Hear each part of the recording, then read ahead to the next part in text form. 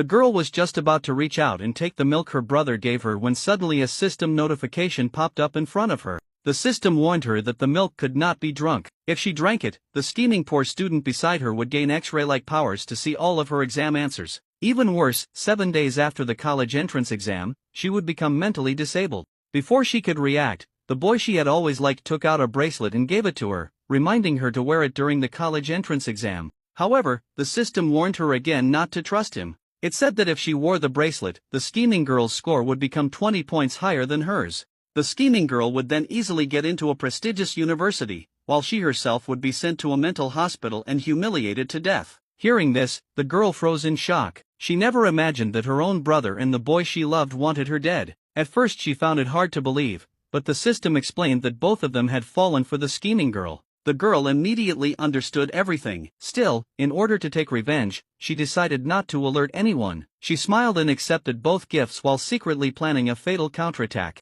The next day at school, she deliberately gave the milk and bracelet to a school bully who always picked on her. She knew the scheming girl had always been the one controlling the bully behind the scenes. Since she now knew the truth, she decided to make the scheming girl copy the answers of the bully, who ranked dead last in the entire school. Soon, the exams began. The scheming girl confidently believed she was copying the protagonist's answers, completely unaware that the bully's answers were random guesses. After the exam, she proudly bragged everywhere that she would definitely rank first in the school and be admitted into Tsinghua or Peking University. The girl's brother and crush eagerly celebrated with her in advance. While they were happily chatting, the girl walked out of the exam hall. The scheming girl immediately ran over and mocked her, saying she definitely scored higher and would become the school's top student. The girl secretly laughed and calmly replied that they would see the truth in a few days, whether she would rank first or dead last. Furious but unable to do anything, the scheming girl could only glare at her. The boy the girl liked also became angry after seeing the scheming girl upset.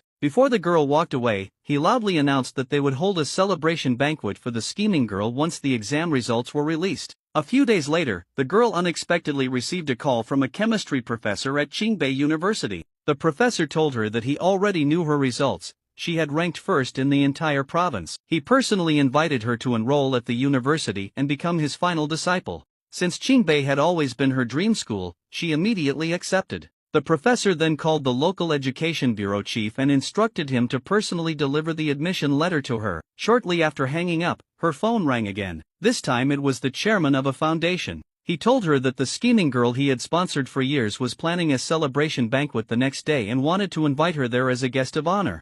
The girl agreed immediately because she wanted the scheming girl to discover her true identity and embarrass herself in public. The next day, the scheming girl invited all